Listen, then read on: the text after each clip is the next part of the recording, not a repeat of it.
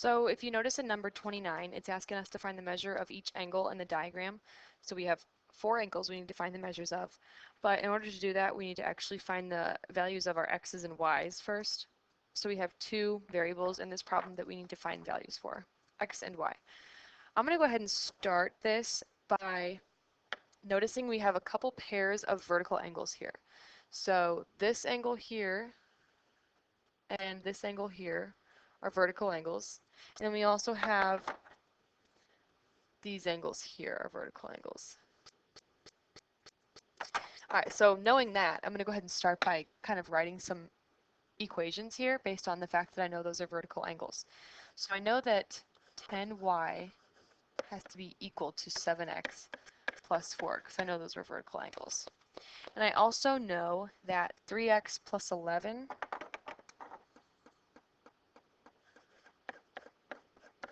has to be equal to 4x minus 22 because I know vertical angles are equivalent. All right, so let's go back to the purple one. A couple other expressions I can write out here, or equations I mean, is that if I know that I have 2 sets of linear pairs here, there and there, I can actually take this angle plus this angle and set it equal to 180 and do the same thing for these 2 angles. So I'm going to do that right now. I'm going to say that 10y plus 4x minus 22 has to be equal to 180 because I have a linear pair there. And then I'm also going to say that 3y plus 11 plus 7x plus 4 has to equal 180 as well. Okay, so kind of using my knowledge of syllogism, transitive properties, I'm going to kind of replace some things here. So I have 4 equations, but I really don't know how to solve them because I have 2 variables in each of these.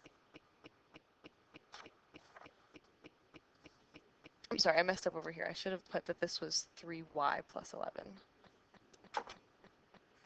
My bad. Okay, I was thinking, why is it so off? So every equation here has 2 variables within it. Well, I'm going to kind of focus on these 2 right here.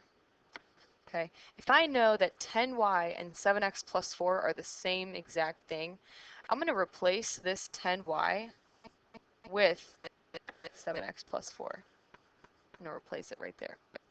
And if I also know that 7x plus 4 and 10y are the same thing, I'm going to do the same thing here as I did over here. So I'm going to replace that with my 10y. So now when I rewrite these equations, I actually have the same variable in each equation. So this one will get rewritten to 7x plus 4 plus 4x minus 22 equals 180. And this one will get rewritten as 3y plus 11 plus 10y equals 180. Okay, so now I need to actually solve these.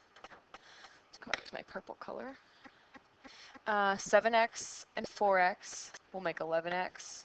So I have 11x. And then I have minus 18 equals 180. I need to get x by itself here, so I'm going to add 18 to both sides. I get 11x equals 198. And when I divide here, I get that x equals 18. So I found my x. Now I need to find my y. Let's find my y. I know that 3y and 10y will get me 13y. And I know that 11 is just by itself, so plus 11 equals 180. Getting y by itself, I'm going to have to subtract 11 first. I get 13y equals 169. And then when I divide by 13, I get that y equals 13.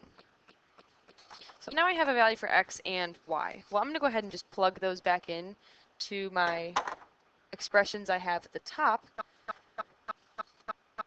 to find the value for each one of those angles. So my first one was 10y, so I'm going to say 10 times 13. That's actually 130 degrees. And I had 7x plus 4. So 7 times 18 plus 4.